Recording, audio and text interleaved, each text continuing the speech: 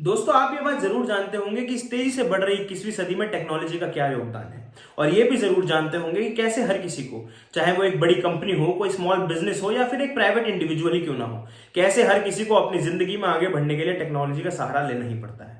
जहां कुछ लोग बड़ी मेहनत करके इस टेक्नोलॉजी का इस्तेमाल कर कर अपना बिजनेस को बढ़ा रहे हैं, अपने कारोबार को बढ़ा रहे हैं, वहीं कुछ लोग इस टेक्नोलॉजी का दुरुपयोग करके उनके पैसे को हड़पने का काम कर रहे हैं, उनको ठगने का काम कर रहे हैं। आज की इस वीडियो में हम ऐसे ही एक विषय साइबर क्राइम के बारे में बात करेंगे।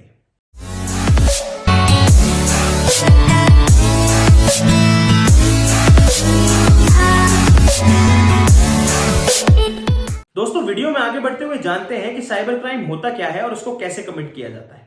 दोस्तों, साइबर क्राइम करने वाले बेसिकली दो चीजों को अपना हथियार बनाकर इस क्राइम को कमिट करते हैं। सबसे पहला, कंप्यूटर या फिर कोई भी डिवाइस जैसे कि मोबाइल फोन्स, टैबलेट्स या किसी भी तरीके का डिवाइस जिस पर आप अपना काम करते हैं। और दूसरा, नेटवर्क जिस पे वो कंप्यूटर रन करता है या वो डिवाइस रन करता है।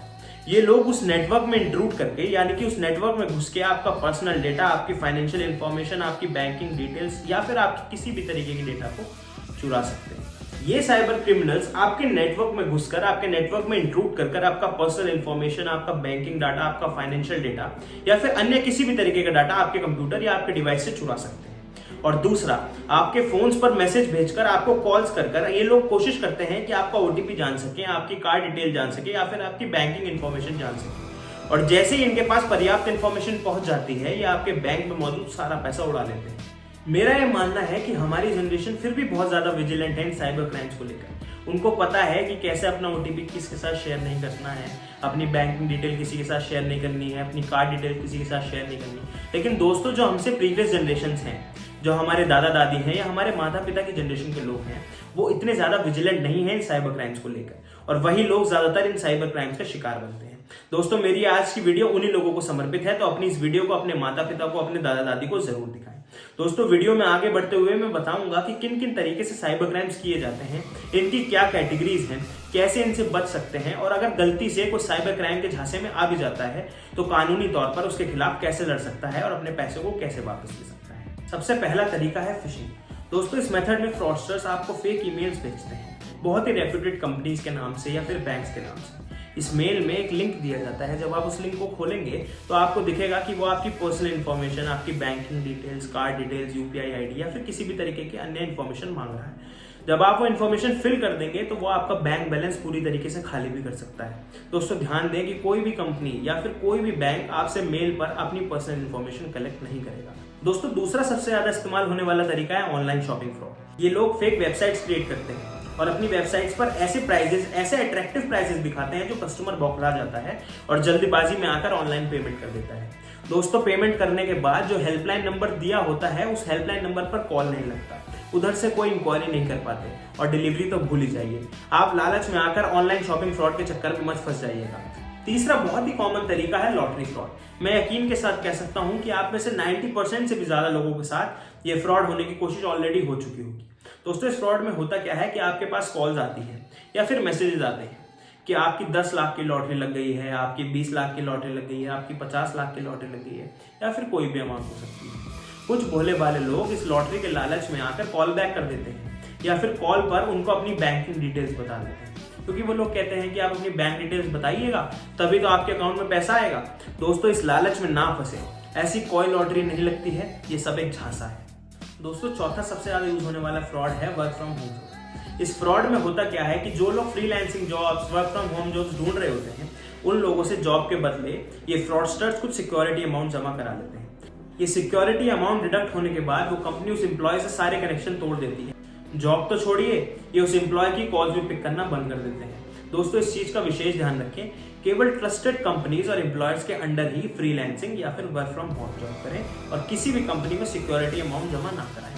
दोस्तों, पांचवा सबसे तेजी से बढ़ रहा फ्रॉड है OLX फ्रॉड। इस फ्रॉड में होता क्या है कि कुछ लोग OLX पर फेक एड्स पोस्ट करते हैं, आईफोन्स के या फिर कार्ड्स के या किसी भी तरीके के एड पोस्ट करते हैं। जब आप उस नंबर पर कॉल करते हैं तो वो वहां से बताते हैं कि मैं तो आर्मी में पोस्टेड हूँ या फिर मैं एक गवर्नमेंट एम्प्लॉय हूँ। आप एक काम करिए कि आप हाफ अमाउंट भेज दीजिए तो मैं वो प्रोडक्ट कुरियर कर दूंगा और आपको जब प्रोडक्ट रिसीव हो जाएगा तो आप बाकी की अमाउंट भेज दीजिएगा। दोस्तों ये 100% फ्रॉड होते हैं, इन लोगों के झांसे में ना आए। ये प्रूफ के तौर पर व्हाट्सएप पर आपको अपनी fake IDs, fake government IDs, fake army IDs भी भेज सकते हैं, तो इन लोगों से बचकर रहें।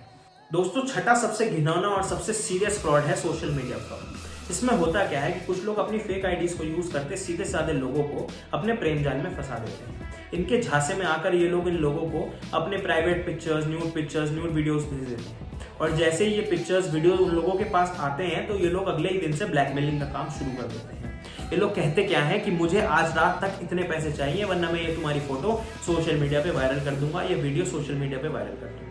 मुझे आज रात तक इतने पैसे चाहिए वरना मैं तुम्हारी ये फोटो तुम्हारे पापा को भेज दूंगा, तुम्हारे पेरेंट्स को भेज दूंगा, तुम्हारे रिलेटिव्स को भेज दूंगा। दोस्तों इन लोगों के प्रेशर में आके उन लोगों को पैसा देना भी पड़ता है। दोस्तों इन लोगों से बच के रहें और सोशल मीडिया पे किसी भी व्यक्ति के साथ अपनी प्राइवेट पिक्चर शेयर ना करें। आइए वीडियो में आगे बढ़ते हुए जानते हैं कि कैसे इन 3 चीजों को यूज करकर हम साइबर क्राइम से बच सकते हैं। सबसे पहले, किसी भी व्यक्ति के साथ अपनी सेंसिटिव डिटेल शेयर ना करें। सेंसिटिव डिटेल जैसे कि आपकी प्राइवेट इंफॉर्मेशन, आपकी बैंकिंग डिटेल्स, आपकी कार्ड डिटेल्स, आपकी यूपीआई आईडी, आपकी नेट बैंकिंग आईडी या किसी भी अन्य तरीके की इंफॉर्मेशन। दूसरा, अपना ओटीपी यानी कि 1 टाइम पासवर्ड किसी के साथ भी शेयर ना करें। जैसे ही आपके फोन पर ओटीपी आए, आप उस ओटीपी को यूज कर ले, तुरंत उस मैसेज को डिलीट कर दें। तीसरा, अपने कंप्यूटर के लिए, अपने नेटवर्क के लिए, अपनी बैंकिंग आईडीज के लिए, अपने कार्ड का पिन, अपने यूपीआई का पिन, अपनी नेट बैंकिंग आईडी के लिए बहुत ही स्ट्रॉन्ग पासवर्ड का यूज करें। आप इस्तेमाल करें स्पेशल सिंबल्स का जैसे कि @ या फिर कोई भी अदर सिंबल जो कि इजीली ट्रेसेबल ना हो। दोस्तों ये तो वो तरीके थे जिससे आप साइबर क्राइम से बच सकते हैं, लेकिन आपके साथ अगर साइबर क्राइम कमिट हो गया है तो आप सबसे पहले जाकर एक एफआईआर पुलिस स्टेशन में लॉन्च कराएं। अगर वो कंपनी या पर्सन जिसने आपके साथ फ्रॉड किया है ट्रेसेबल नहीं है तो आप अपनी कंप्लेंट साइबर सेल में रजिस्टर कराएं या फिर आप NCH हेल्पलाइन यानी कि नेशनल कंज्यूमर हेल्पलाइन पर नीचे दिए गए नंबर पर कॉल कर भी अपनी कंप्लेंट रजिस्टर करा सकते हैं। दोस्तों जिस रफ्तार से टेक्नोलॉजी बढ़ रही है उसी रफ्तार से बढ़ रहे हैं ये साइबर क्राइम के मामले। पैसा बड़ी मेहनत से कमाया जाता है। किसी भी इंसान को आपके साथ फ्रॉड ना करने दें। सतर्क रहें। किसी भी लॉटरी या फिर किसी अन्य लालच में आकर अपनी बैंक डिटेल्स, अपनी कार्ड डिटेल्स या किसी भी तरीके की सेंसिटिव इंफॉर्मेशन किसी के साथ शेयर ना करें। अगर आपको ये वीडियो पसंद आई हो तो मेरी वीडियो को लाइक करें, शेयर करें, कमेंट सेक्शन में अपनी राय जरूर बताएं और अगर आप चैनल पर नए हैं तो मेरे चैनल को सब्सक्राइब करें और बेल नोटिफिकेशन जरूर दबाएं। सत्यमेव जयते।